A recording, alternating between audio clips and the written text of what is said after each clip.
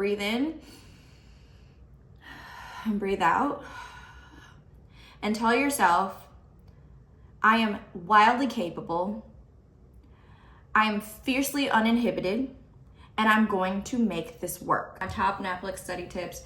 So I've had a few people ask me this question. I've had a lot of people, either they've passed and failed and they're just like not sure what to do next, or they're about to start taking their NAPLEX, preparing for their NAPLEX exams and just really want some help with like, what am I supposed to do right now? So I really just wanted to bring this in a live platform so that if you talk to me and decide you forgot and you forget something that we talked about, this lives forever. But also if you're not attached to me in some way, but you're taking your exam and you just need a little motivation, then hopefully this can be that for you. Hey man, don't touch it. First of all, I want to say you are amazing, you are incredible, you've got this, and there is no one coming to save you but you. So number one, you gotta nut up and do it, okay? But that doesn't mean you're not capable. If you've made it to this point, you're literally just halfway there. You've got 2 tests, maybe 3 depending on your state, and you're done. Like, you can breathe, life is okay, everything is good, you're gonna be all right, okay? So that's number one. Number two, I want to talk about the resources. So your resources are gonna be probably your most important part of your success as a NAPLEX taker. A lot of people have success with Kaplan, with Past NAPLEX Now, and some of the other resources that are out there. Those are the ones that I know of. But the one that I found most helpful is RxPrep. And it truly is, to me, the next level, the most elite in your studies resources, your study toolbox. And when I ordered, I got the full bundle. So, and our class ordered like a group bundle, so it was a little bit cheaper. But the bundle saved me, right? So the bundle comes with your book, so you can either get the book separately or you can get the full bundle, which includes the book, the videos, and the practice, like their online test bank, questions, all of that. I really liked it because, especially when I got down to crunch time, there was a lot of stuff that was already highlighted for you. So it's like, okay, what is the most important information? Making sure like you're reading obviously the sentence around it, but remembering the highlighted information. I learned a statistic while I was in school that you only retain about 10% of what you're going to read. And I am a girly who likes to be efficient. So that just did not work for me. I was like, if I have to read it and I'm not gonna retain it, I'm already a slow reader, this just doesn't make sense. So I read a little bit, but more so what I did was watch the video and read along with the video. So I would use the video, I would have my highlighter and I'd be like, okay, they said this, they said this, they said this. And then I would go back and review my highlighted information with each chapter. And that's really sort of how I got that information down the first time. I think if you're most successful and able to get your information in, is being able to go through that information at least 3 times. So I feel like my best study tip with the RxPrep bundle is first have your book in front of you, have your laptop with the video in front of you, listen to the video and read the book. So you have 2 different forms of learning, right? These are happening at the same time and you're also highlighting. It would be more helpful if you were writing as you went along, but there's already a lot happening. So I would highlight and then I would go back through and write out the information. So I did not do this, but I think I would have understood it a lot better if I did. I would read through my highlighted information and then write out if there's pictures, if there's diagrams, if there's formulas, whatever it looks like, or if there's like algorithms, like, okay, this leads to this, leads to this, whatever it looks like, make sure you understand it and make sure you're able to write it out, and that's gonna like make sure you're good. When I got down to crunch time, when it was like a week left and I just really needed to retain as much information as possible, I used the question bank for each chapter. So I would go through the chapter. I hadn't, like, some stuff I hadn't even read yet. I hadn't listened to a video yet. I was running out of time. So I would go through the test bank, answer as many questions as I could. And when I got a question wrong, so the test bank with RxPrep, at least when I took it, it will tell you the correct answer after each question. So you go through, read the question, answer it to the best of your ability, and then it's gonna tell you yes or no. If you got it right and you feel confident about that, then move on. If you got it right but don't really know, or if you don't really know why you got it right, or if you got it wrong, then at the bottom it had like, this is the correct answer, here's why, page 769. So then I would go to page 769 and I would say, oh, okay, here is the section that it talks about. Let me read, highlight, get through it. I didn't really understand that, because you got to remember, some of this stuff, you've learned all of this before, right? So some stuff you've retained, some stuff you haven't. So going back through to get that refresher in, so now you've taken a question on it, you read their explanation on it, and now you've gone back and read it. And then you go back through, once you do the whole question bank for that chapter, go back through. If you have time, read through it again, but at least go through the question bank again to see if you can get more of those answers right. Okay, so that's how I did my crunch time studying. Calculations, you should be doing calculations every single day, okay? Calculations is one of those things where if you don't do it well, you will not pass the NAPLEX, and that's just a fact. If that's something that you struggled in when you took it, you need to really make sure you're focusing in. Like, I was to the point, like, I had like a little packet, maybe like 2 or 3 little things printed off, and I would just, like, if I was out and about or at work or whatever, like, you can carry a calculator and a piece of paper and a pen anywhere with you, and you can work on those math problems. Like, if there's formulas that you don't really understand, if there's like whatever it looks like, you need to make sure you know how to do it. Now, one of the things that I did not focus on, because it just takes too much time, like your milli-osmol, milli-equivalence calculations, things like that. Let's be real, most of us are not gonna use that, and they take too long to be trying to spend time on in your NAPLEX exam. You can either try it, or you can do what I did and just say C, or whatever answer you wanna click, pick an answer and move on. If it's asking for milli-osmols, milli-equivalents, this is something that takes too much time. You don't have the time unless you're doing so well on, like, pacing yourself really well and you feel confident about it. I wouldn't worry about it, okay? But all of the other stuff, all the other calculations, you do need to do very well, especially the quick stuff, your BMI, your EGFR, like your creatinine clearance, your grams, your dosing calculation, specific gravity, all that kind of stuff. Like, you need to know that kind of stuff. Those are quick calculations that you can get the points on and move on, right? The other big thing, RxPrep has a bank that sort of breaks down what's most important to least important for your year and the test for that year. So they have, like, one of the things that I say, I used to hear people all the time, like, so caught up on, like, building rapport or, like, the USP 787 or whatever. Like, that stuff is important, but if you are focused on that and you haven't touched endocrinology, you haven't touched diabetes or heart disease or cancer or any of those things, then what are you doing? What are you doing?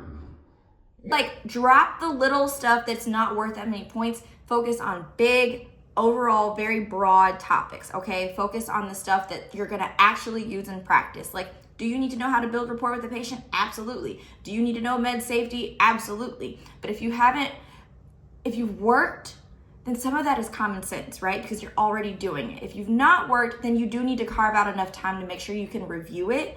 But for the most part, these are little things, right? These are small topics that may make up 3 out of your, what is it, 250 questions? So, is it worth it? Not that much, right? Focus on big topics, things that have a lot of weight, things that you know automatically are going to be important. ID, diabetes, heart, anything related to those 3. Cancer, pain is probably gonna be a big one. Big topic. RxPrep's list, they're gonna say, like, this is worth 30%, this is worth 20%, this is worth 10%, or it's gonna, when I was doing it, it had, like, this is in red, meaning it's really important, this is in yellow, meaning it's also important, but not as much, and this is in green, so this is, like, low-hanging fruit, right? Make sure you know red topics and yellow topics before you even look at green topics, right? When it's in the book, it's all broken down, but this gives you a much better framework, and that's one of the things that I feel like helped me a lot. When I first took my exam, I didn't have that. I didn't know anything about it. And so I just was doing anything, just trying to get through the book in sequence, and that wasn't helpful. So this way it gave me a study strategy to make sure I knew big topics and then focused on the little ones after. And it helps sort of give me a guiding point, because I think a lot of times it's so daunting, because it's like, where do I start? The first like 100 pages don't really seem that relevant, but they're here, so I feel like I should use them, but I'm running out of time, so what do I actually need to do? So I'm telling you right now, find on their resources, and I don't think you have to actually have RxPrep to use that. I think it's just on their website.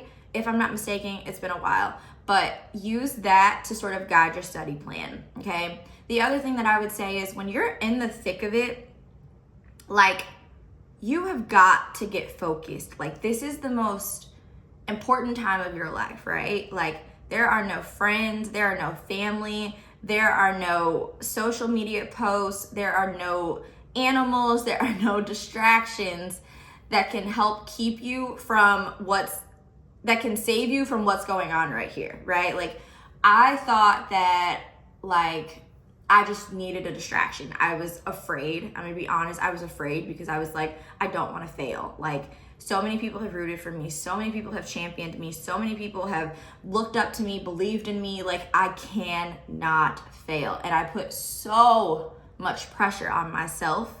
Like, let alone the pressure that other people were putting on me, let alone the fact that people would say so many like negative things that just made me feel like I was never gonna succeed. Never mind all of that, right?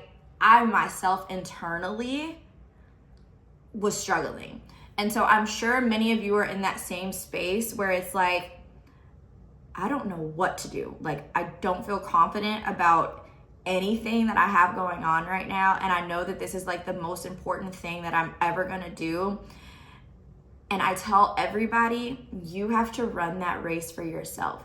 If you need a break, if you need to go grab coffee, if you need to go to the bathroom, if you need to go to dinner, if you need to go hang out with your friend that helps you like keep it cool and woosah, if you need to go, whatever it is, do what you need to do for your body in that moment. People are gonna say a bunch of stuff, but they're not the person in your shoes having to take this test, right?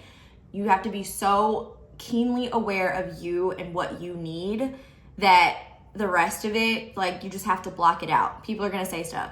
Things are gonna happen. Life is going to happen. So much life happened during those moments. Like, I won't even go into it. But this is your time, and you can't allow anybody to take that away from you. So do what you need to do, but handle your business first, okay?